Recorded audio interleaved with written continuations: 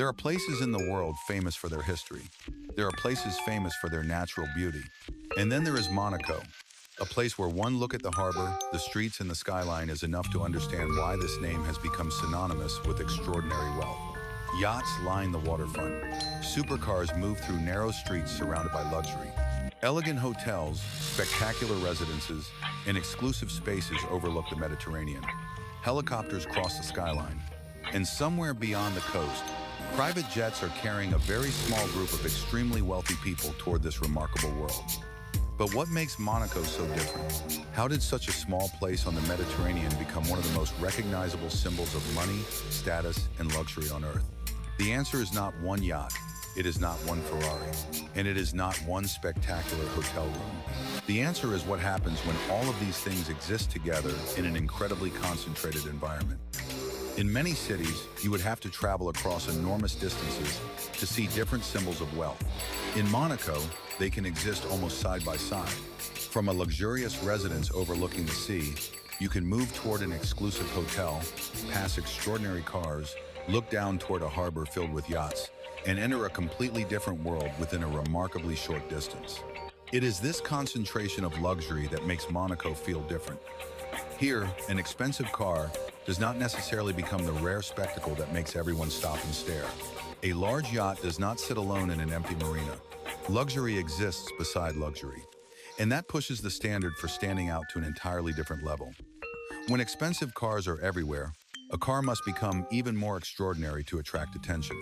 When the harbor is already filled with yachts, size, design, and privacy become new ways of distinguishing one from another. When luxury hotels are already expected, the experience has to go far beyond simply providing a beautiful room. This is a world where wealth is not expressed only by owning expensive things. It is expressed through access. Where are you staying? How did you arrive? What are you driving? What kind of environment surrounds you? And how much of that experience can be separated from the crowd? Imagine the journey beginning in the air. Instead of traveling in the conventional way, you step out of a private jet. A helicopter can continue the journey toward the coastline.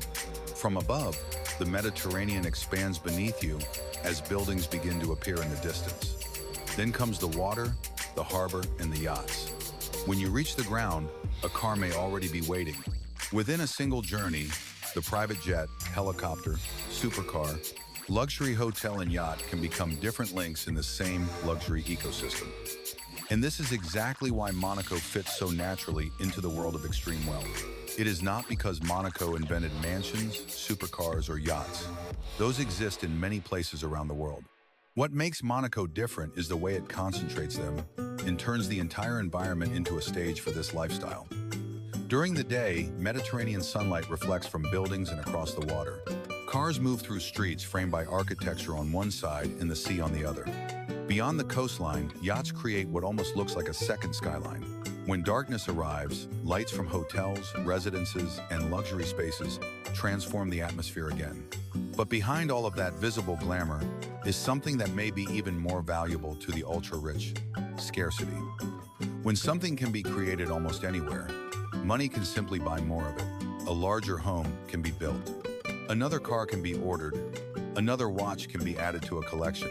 But some things cannot simply be multiplied forever. Location is one of them.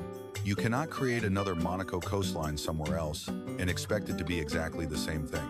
And when a location combines limited space with global recognition as a symbol of wealth, scarcity itself becomes part of its value. That is also why luxury here does not remain hidden inside private residences. It spills onto the streets, into hotels, across the harbor, and onto the Mediterranean. A car does not simply remain inside a garage. It becomes part of the city. A yacht is not only a place to relax, it becomes part of the view. A luxury watch is not simply a device for telling time. It can become a signal of taste, access, and status. Layer after layer of luxury begins to overlap until the entire environment feels like a world designed for people for whom money is no longer the primary limitation. But to really understand Monaco, we have to begin with perhaps the most valuable luxury of all in a place like this. Not Ferrari, not Bugatti, not Rolex, not diamonds, space. Because when enormous amounts of wealth compete to exist inside a limited environment, Every square meter begins to mean something very different. And behind those walls of glass, overlooking the Mediterranean, lies a private world that most people will only ever see from the outside. In most parts of the world, wealth is often measured by what a person owns. A larger home, a more expensive car, a bigger bank account. But in a place like Monaco, something even more fundamental begins to become a symbol of luxury, space. When you stand in front of an extraordinary residence, walk into an enormous living room, or look through walls of glass toward the landscape beyond, it is easy to focus on the marble, the furniture, the lighting, and the expensive details. But the true value of a luxury space is not only found in the objects placed inside it, it is found in the feeling that space creates: distance, privacy, silence, and perhaps most importantly, the ability to separate yourself from the crowded world outside. This is why luxury homes are not designed simply to provide somewhere to eat, sleep, and live. They are designed to create an entire environment. Start with the moment you enter. A grand staircase does more than connect two floors. It can become the visual centerpiece of the entire home. High ceilings do more than create additional volume. They change your perception of scale. Walls of glass do more than allow sunlight inside. They transform the landscape beyond them into part of the interior. Every architectural element begins doing something that an ordinary home is rarely required to do: create an experience. Step into the living room and the difference becomes even clearer. For most people, the living room is where a family gathers, watches television, or entertains guests. In the world of luxury, it can feel more like the lounge of an exclusive hotel.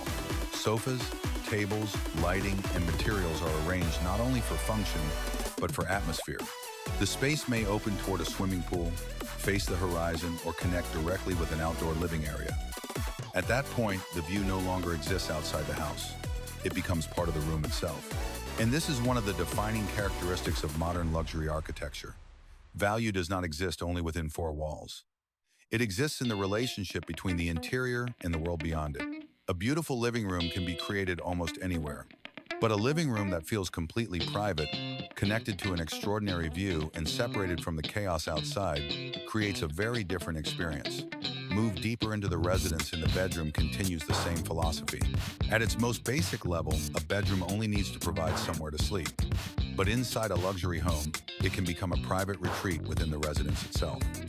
The bed is only the beginning. Around it may be a sitting area, carefully finished surfaces, soft lighting, and large windows that make the landscape outside the first thing the owner sees after waking up. A room like this is not designed merely to be used for 8 hours every night. It is designed to become somewhere you actually want to spend time. Beyond the bedroom, the bathroom transforms one of the most ordinary routines in life into something closer to a private spa experience. Stone, glass, carefully controlled lighting, clean surfaces, and generous proportions create an atmosphere completely different from a bathroom designed purely for function. A freestanding bathtub can be positioned toward a view. The shower can become an entire space rather than a small corner of the room. Once again, what is being purchased is not simply material. It is a feeling, the feeling that even the most ordinary moments of the day take place inside an environment that has been carefully designed around you. Continue through the home and the staircase appears again. But here, it does not have to hide. It can sit in the center of the space like a sculpture.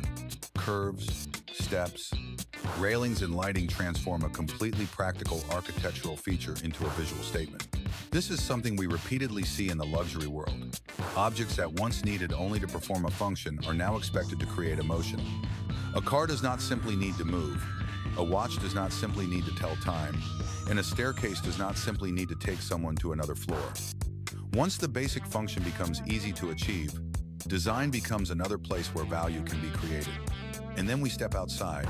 The swimming pool may be one of the most recognizable images of luxury living, not because water itself is rare, but because of the environment surrounding it. A private pool is fundamentally different from a crowded resort pool. There is no need to search for an empty chair. No strangers are sharing the space. There are no opening hours. You simply step outside the living room, and the environment is already there, reserved for you. When the pool connects directly with the architecture and the landscape, it begins functioning as an extension of the home. During the day, the surface reflects the light and sky. At night, carefully designed illumination can transform the entire area. A place used for swimming in the morning can become an environment for relaxation or entertaining after sunset. This is where the residence begins to feel more like a private resort than a conventional home. Interestingly, luxury hotels pursue a similar objective. Walk into a high-end hotel and many of the same design languages begin to appear. Expansive interiors, controlled lighting, premium materials, bedrooms designed as retreats, spaces for relaxation, and the feeling that every detail has already been prepared before the guest arrives. But there is an important difference. A hotel creates that experience for guests who arrive and eventually leave. A private residence creates it for a very small number of people, day after day. And it is privacy that makes space such a unique form of wealth. You can buy a car and take it to different places. You can wear a watch in almost any city in the world. But space is connected to location. A room cannot simply be separated from the place where it exists. A view cannot be packaged and carried somewhere else. That makes location and space inseparable. The more people who want access to a limited environment, the more valuable the ability to secure a private piece of it becomes. And when space becomes precious, design has to do more with what is available. The living room must connect with the landscape. The bedroom must create privacy. The bathroom must become a place of relaxation. The staircase must contribute to the architecture. The swimming pool must extend the experience beyond the walls. Every square meter does more than simply exist. It contributes to the overall experience of living inside that environment. But no matter how beautiful a space becomes, there is one thing it cannot do. It cannot follow its owner once the door closes behind them. And this is where wealth leaves the living room, moves past the swimming pool, and enters the garage. Because waiting beyond those doors is an entirely different form of luxury. It does not stand still. It is not quiet. And it was not created to separate you from the roads, but to transform the roads themselves into an experience. Ferrari, Lamborghini, Bugatti, Rolls-Royce. If extraordinary spaces show us how the ultra-rich live, the machines waiting behind the garage doors reveal how they choose to appear before the world. In many parts of the world, seeing a supercar drive past can make an entire street turn and look. But in Monaco, an expensive car can sometimes feel like only the beginning. Ferrari, Lamborghini, Bugatti, Rolls-Royce. Names that represent extraordinary success and wealth almost everywhere else can appear here as a natural part of the landscape. And that is exactly what makes the streets of Monaco so fascinating. This is not simply a place where luxury cars remain hidden behind garage doors. They enter the streets, appear outside luxury hotels, move along roads overlooking the Mediterranean, and become part of an environment where performance, design, and status constantly intersect. But to understand why supercars fit so naturally into Monaco, we have to look beyond their price tags. For most people, choosing a car involves practical questions. Is it spacious enough? Is it efficient? Is it reliable? Does it fit the budget? But when money is no longer the primary limitation, those questions begin to change. The decision can become emotional. How do you want to feel behind the wheel? What do you want the car to communicate about you? Do you want comfort, speed, drama, or simply the experience of owning something very few people can access? Ferrari has long been one of the names most closely associated with high-performance automobiles. Its shapes, sounds, and identity have created a visual language that often needs no explanation. Lamborghini approaches attention differently. Bold lines, dramatic proportions, and unmistakable styling can make the car look theatrical even when it is standing still. Bugatti pushes the conversation about performance and engineering toward another extreme, where the automobile becomes more than transportation and starts to represent what automotive technology can achieve when ordinary limitations are pushed aside. Rolls-Royce represents an almost opposite philosophy. Luxury does not always have to shout through speed or aggressive design.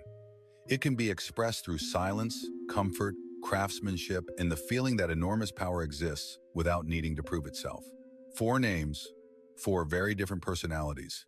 And when wealth allows someone to avoid choosing only one, the garage begins to transform into a collection of experiences. Today might call for performance. Tomorrow might be about comfort. Another occasion may demand a machine that turns every kilometer into an event. This is the point where car ownership moves beyond transportation. You are no longer buying only a machine to reach a destination. You may be buying several completely different ways to experience the same road. And Monaco provides an almost perfect stage for that idea. Roads wind through a compact urban environment, architecture, luxury hotels, the Mediterranean, and the harbor can appear within the same journey.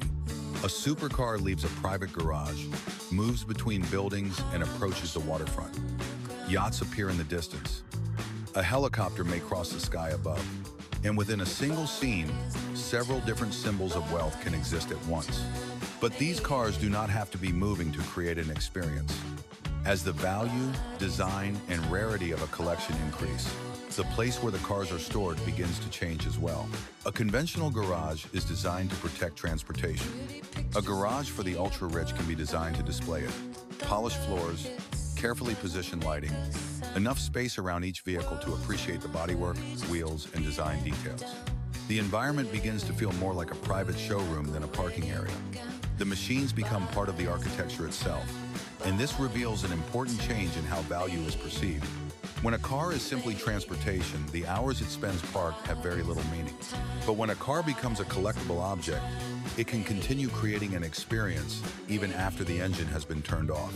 The owner can walk into the garage and see an entire collection of engineering, design, and personal choices arranged side by side. Yet on the streets of a place where extraordinary wealth is concentrated, an interesting paradox begins to appear. If everyone owns something expensive, how does anyone truly stand out? This is where scarcity begins to matter more than price alone. A car can be extraordinarily expensive, but if many people can purchase it, its value as a status symbol is different from something rarer, harder to access, or more personalized. At the highest levels of luxury, the question gradually changes from how expensive is it to how many other people can have something like this. And this principle extends far beyond automobiles. It appears in watches, jewelry, property, and almost every other category of luxury. Rolex can communicate one thing. Patek Philippe can communicate something different. Richard Mille creates another kind of recognition entirely. Gold and diamonds have represented scarcity and value for centuries. In the modern luxury world, a machine can do something similar on a much larger scale. It can transform engineering into status, speed into experience, and design into a statement that moves through the city. But there is one limitation even the most extraordinary automobile cannot escape. It remains connected to the ground. It follows roads. It exists within a particular geography. And when someone wants to leave the streets of Monaco without leaving behind privacy, space, and luxury, an entirely different kind of asset is waiting below the city. Look toward the water, and suddenly the scale of wealth changes again. Cars worth extraordinary amounts of money begin to look surprisingly small beside the multi-level structures floating in the harbor. Because if supercars are how the ultra-rich experience the roads of Monaco, then beyond the waterfront, superyachts are how they transform the Mediterranean into a private playground. If the streets of Monaco are a stage for Ferrari, Lamborghini, Bugatti, and Rolls-Royce, then look toward the water, and an entirely different world of luxury begins to appear. Out there, even the most expensive supercars suddenly seem small. The yachts resting on the Mediterranean are not simply machines designed to move across water. At the highest levels of wealth, they can become mobile homes, private retreats, and self-contained environments that allow their owners to leave the land without leaving luxury behind. And that is why the harbor has become one of the most powerful images associated with Monaco. From a distance, the yachts become part of the landscape. Polished hulls sit against the water. Multiple decks rise above the surface. Large windows stretch along their sides. Outdoor spaces face directly toward the Mediterranean. But the exterior tells only a small part of the story. Step inside, and the traditional idea of a boat begins to disappear. In its place are living rooms, bedrooms, dining areas, and spaces for relaxation, designed with the same visual language we might expect from a luxury hotel or modern mansion. There is one crucial difference. All of it can move. A home can provide extraordinary privacy, but the view outside its windows remains essentially fixed. A hotel can provide an exceptional experience, but if you want a new destination, you have to pack your bags, leave the room, and begin another journey. On a yacht, the place you are living can travel with you. Tonight, the lights of Monaco might be visible beyond the windows. After a journey across the water, morning could begin with an entirely different horizon. The bedroom remains your bedroom. The living room remains your living room. The private environment remains familiar. Only the world outside has changed. This is what makes a yacht such a distinctive symbol of wealth. It combines two things that normally exist separately: transportation and accommodation. You are not simply traveling toward a luxury destination. You are carrying part of your private world with you as you travel. Inside, the living room can be arranged around views of the water. Large windows bring the Mediterranean into the interior. The dining area becomes more than somewhere to eat. It becomes a place to watch the landscape move. The bedroom no longer looks toward a fixed street or garden. Its view can change with every journey. And when you step onto the deck, the boundaries of conventional property almost disappear. There is no wall marking the end of the land, no gate showing where the property stops. Ahead is simply water stretching toward the horizon. For the ultra-rich, this can represent one of the most powerful forms of privacy. On land, even the most spectacular residence still exists inside a city or community. There are roads, other buildings, people passing nearby, noise and activity surrounding the property. At sea, physical distance itself becomes a layer of privacy. There is less need for a higher wall when the surrounding environment is open water. But the peaceful image seen from the deck hides another reality. Maintaining this environment while moving across the sea requires enormous complexity behind the scenes.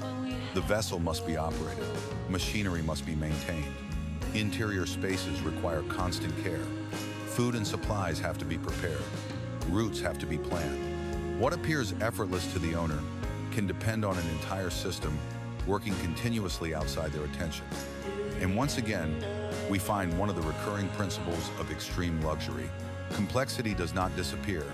It disappears from the owner's experience.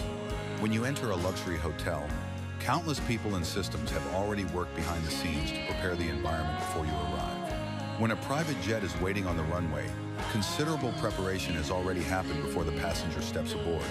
And when a yacht appears to be resting peacefully on the Mediterranean, an entire operation is maintaining the effortless experience enjoyed by the people on board. But the yacht offers something even the finest hotel cannot provide: the ability to choose the view. A hotel may have a spectacular room, but its location is fixed. A yacht can transform the view into a decision. Today, stay close to the city. Tomorrow, move farther from the coastline. Another day, continue along the Mediterranean. There is no need to change rooms. There is no need to replace the living environment. Only the coordinates have to change. And this is where we begin to see a much larger pattern. Supercars provide a choice in how the ultra-rich experience the land. Yachts provide a choice in how they experience the sea. But for people at this level of wealth, those two worlds do not necessarily remain separate. A car can take its owner from a private residence to the harbor. The yacht continues the journey across the water. A helicopter can create another connection between land and sea. And when the distance becomes too great, a private jet can handle the rest. Each form of transportation begins to function like another link in the same network. At this point, simply calling them vehicles no longer describes the full picture. What is really being created is the ability to move between different environments while preserving privacy, comfort, and control. From a luxury residence to a car, from the car to the harbor, from the harbor onto the yacht, from the sea into a helicopter, and from the helicopter to an aircraft capable of crossing much greater distances. The world begins to feel smaller, not because geography has changed, but because many of the obstacles between destinations have been reduced. That is also why the image of a harbor filled with yachts represents something more powerful than a collection of expensive objects. It represents the ability to leave. Every yacht is a private environment capable of separating from the land and beginning another journey. Every horizon ahead represents another possibility, but even a superyacht has limitations. The Mediterranean may provide extraordinary freedom, but the sea is not the fastest way to cross enormous distances. If you are beside the Mediterranean this morning but need to be thousands of miles away tomorrow, luxury has to move from the water back into the sky. And that is when another system of ultra-wealthy travel begins to operate. The car takes you away from the harbor. The helicopter lifts you above the ground. And somewhere on the runway, a private jet is already waiting. Because for people who can afford almost anything, there is still one asset disappearing every second that no amount of money can replace: time. For most people, an international journey begins by searching for a flight. Choose the date, choose the time. Arrive at the airport early, check in, go through security, wait at the gate. and ultimately organize your entire schedule around the airline's schedule. But when time becomes far more valuable than the price of a ticket, the way people travel begins to change. In the world of the ultra-rich, the journey does not always have to be built around the transportation system that already exists. Instead, the system can increasingly be organized around the traveler. And this is where the private jet enters the story. From the outside, a private jet is one of the most recognizable symbols of extreme wealth. A polished aircraft waiting on the runway, stairs leading directly into a private cabin, a small number of passengers traveling inside an environment separated from the crowds. But what makes private aviation truly luxurious is not simply the aircraft itself. The greatest value may be something almost impossible to see in a photograph: control over time. Instead of choosing between a limited number of scheduled flights, the journey can become more flexible around the passenger's needs. Instead of entering a cabin filled with hundreds of strangers, the interior becomes a private environment. And instead of treating hours in the air as time that simply disappears, the cabin can transform them into an extension of the working day or a place to rest. Step inside and the difference becomes immediately visible. There are no endless rows of identical seats stretching through a large commercial cabin. Individual chairs, tables, sofas, and carefully designed lighting can create an environment that feels closer to a private lounge or office than conventional transportation. A passenger can talk, work, relax, or simply enjoy privacy while the world moves thousands of feet below. The important point is not necessarily that the aircraft itself flies dramatically faster than every other airplane. The important difference is how the time before, during, and after the flight can be organized. For an ordinary traveler, a flight lasting only a few hours can consume most of a day once the journey to the airport, check-in, waiting, boarding, and transportation after landing are included. For the ultra-rich, the objective is often to reduce as much unnecessary waiting as possible. This is where money begins to do something more interesting than buying comfort. It begins to protect time, but the private jet still has one obvious limitation: it needs a runway. And the final destination is not always located beside the airport. So the journey may continue aboard another machine, the helicopter. This is where luxury transportation begins to resemble a network rather than a collection of separate vehicles. The private jet handles the long distance. The helicopter handles a shorter connection. The luxury car completes the journey on the ground, and the yacht opens an entirely different route across the water. Each machine has a different role, but all of them work toward the same objective: moving from one environment to another with fewer interruptions. Imagine the helicopter lifting into the air. Roads become smaller beneath you. Buildings begin to form patterns. The Mediterranean expands ahead. And in the distance, a familiar landscape of luxury starts to appear. Buildings concentrated beside the coastline. Roads winding through the urban environment. Luxury hotels. And beyond them, yachts resting on the water. From above, the relationship between all of these elements becomes much easier to understand. Monaco is not simply a destination in the story of extreme wealth. It functions almost like an intersection where different forms of luxury meet. On the ground are high-performance cars. Inside the buildings are extraordinary residences and luxury hotels. On the water are yachts. In the sky is private aviation. And someone with enough resources can move between all of these environments within the same day. When the helicopter completes its part of the journey, another vehicle can be waiting below. And once again, there is a choice.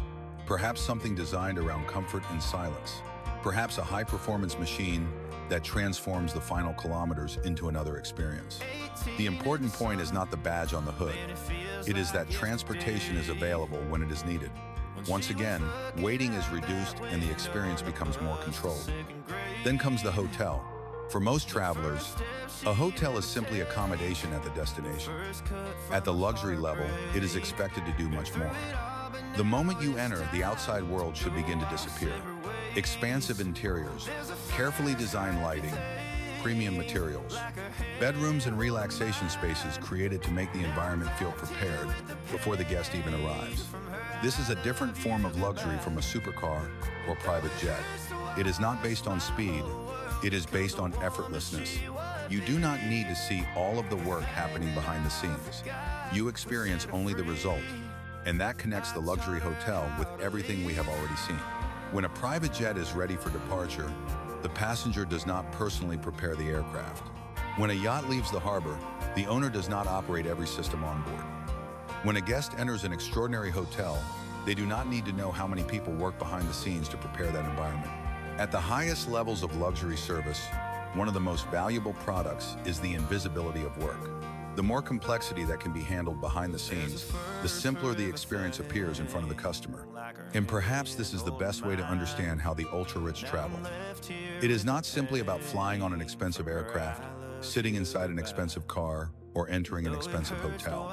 It is about connecting different environments into an almost continuous experience, from the residence to the aircraft, from the aircraft to the helicopter, from the helicopter to the ground, from the car to the hotel, from the hotel to the harbor, and from the harbor onto the yacht. Every transition attempts to remove another period of waiting, another inconvenience, and another layer of uncertainty. But once all of those inconveniences are removed, what remains is not necessarily another object, it is choice. Where do you want to be? When do you want to leave? How do you want to travel? Do you want to stay in a luxury hotel overlooking the city or continue toward the water? Do you want to spend the evening on land or wake up the next morning aboard a yacht? As wealth expands the number of available choices, the world begins to feel smaller. Not because the distance between countries has changed, but because many of the barriers between them have become less important to someone with enough resources to overcome them. And this is where Monaco reveals something particularly interesting about itself. The supercars, yachts, private jets, helicopters, and luxury hotels certainly create spectacular images. But if we see them only as expensive objects, we miss the most important part of the story. Together, they serve something larger, a lifestyle built around time, privacy, access, and choice. So the final question is not how much a Ferrari costs, how large a yacht can become, or how luxurious a private jet cabin can be. The real question is this: why has such a tiny place beside the Mediterranean become one of the most famous symbols of this entire world? To answer that, we have to bring everything together: the residences, the streets, the harbor, the hotels, the supercars, the yachts, and the sky above them. Because Monaco is not famous simply because wealth exists here. It is famous because here, wealth becomes an entire environment. After the extraordinary residences, streets filled with supercars, harbors lined with yachts, private jets, helicopters, and luxury hotels, we return to the question that began this journey. Why has Monaco become such a powerful symbol of the ultra-rich? The answer is not found in a single Ferrari. It is not inside a Bugatti. It is not hidden within the cabin of a private jet or behind the doors of a luxury hotel. And it is not aboard one super yacht floating on the Mediterranean. What makes Monaco extraordinary is the way all of these symbols exist together inside an incredibly concentrated environment. Look at the entire picture. On land are luxury spaces, designed around privacy, comfort, and experience. Outside are cars that would instantly become the center of attention almost anywhere else in the world. Travel a little farther and the Mediterranean opens up, where yachts transform the harbor into another world entirely. Above them, helicopters connect shorter distances. Farther away, private jets connect this tiny destination with cities and countries around the world. Luxury hotels welcome visitors into this environment, and all of it sits beside one of the most recognizable landscapes associated with high-end living, the Mediterranean. But if we focus only on these images, it is easy to reach a simple conclusion that Monaco is merely a place where wealthy people display expensive things. The reality is more interesting. Behind every symbol of luxury is something the ultra-rich are actually purchasing. Behind the residence is space and privacy. Behind the supercar is experience and choice. Behind the yacht is the ability to take a private living environment across the water. Behind the helicopter is the ability to bypass some of the limitations of the road. Behind the private jet is greater control over the travel schedule. And behind the luxury hotel is an entire system designed to make complexity almost disappear from the guest's experience. Seen this way, the luxury world stops looking like a collection of expensive objects. It becomes a system designed to reduce limitations. Less waiting, less dependence, more privacy, more choice, and perhaps most importantly, greater control over how a day is spent. This is also why a luxury watch can belong naturally inside the same world. Rolex, Patek Philippe, Richard Mille. At the most basic level, every watch answers the same question: what time is it? But at the highest end of the market, a watch is no longer valued only for that function. Craftsmanship, design, materials, mechanical complexity and scarcity begin to matter far more. A small object on the wrist can become an expression of taste, achievement, access, or simply the passion of collecting. Gold and diamonds operate through a similar logic. They do not need to be physically enormous to communicate value. Scarcity, desirability, and the meaning people have attached to them have made precious materials symbols of wealth across generations. And this is where they connect back to Monaco. Because in the luxury world, scarcity can create more value than abundance. If something can be produced without limit, owning one more does not necessarily make it extraordinary. But when something is difficult to access, limited in quantity, or connected to a location that cannot be replicated, it begins to carry a different kind of value. A rare watch, an extraordinary diamond, a difficult-to-obtain automobile, a private space overlooking the Mediterranean, a place beside the harbor. Very different forms of the same principle. Not everyone can have this. Yet the deeper we move into the world of extreme wealth, the more another paradox begins to appear. A person can own more cars, more watches, more gold, more diamonds, even more homes. But the ability to use all of those things remains limited by something money cannot multiply. Someone can own 10 cars, but drive only one at a time. They can have multiple bedrooms, but sleep in only one bed each night.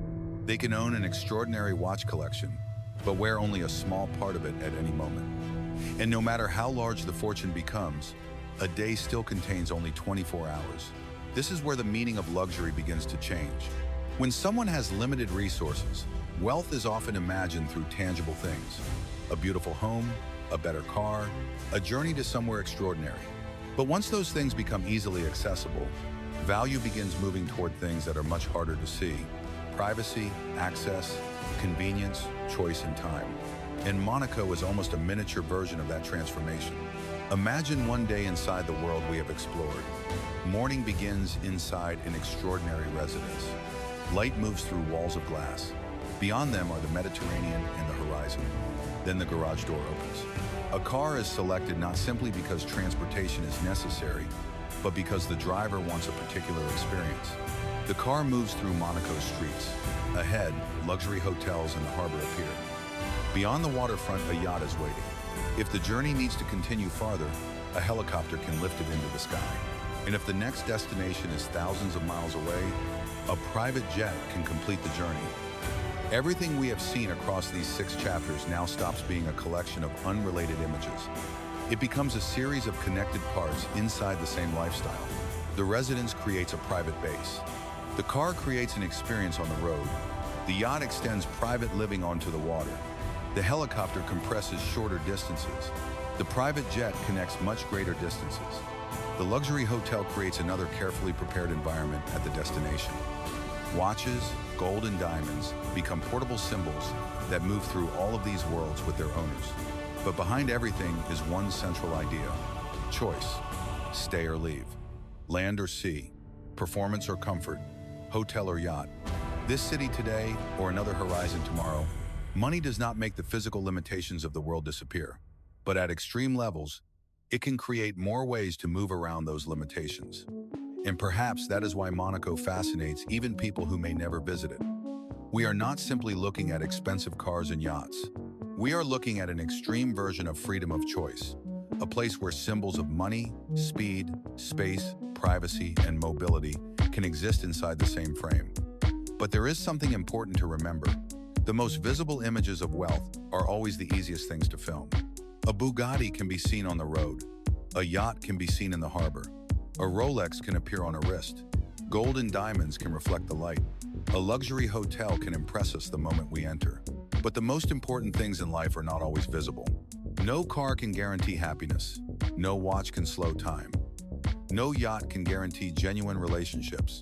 And no bank account can promise that tomorrow will be better than today. Money has extraordinary power to change the environment surrounding a person, but it cannot completely control the life inside that environment. Perhaps this paradox is one reason the world of the ultra-rich remains so fascinating.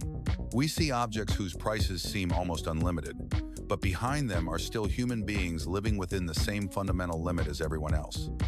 Time continues to move. Every day still ends. And ultimately, no one can use everything they own at once. So Monaco may be called the playground of the ultra-rich, but what makes it extraordinary is not simply the expensive things that appear there. It is the way luxury residences, hotels, supercars, yachts, helicopters, private jets, and symbols of exclusivity come together to create a world where money is transformed into space, privacy, mobility, and choice. And as the final sunlight reflects across the Mediterranean, yachts remain in the harbor, cars continue through the streets, and lights begin to appear across the buildings, perhaps the most interesting question is no longer, how much money would you need to live like this? The better question is much simpler. If money were no longer the limitation, how would you choose to spend your time?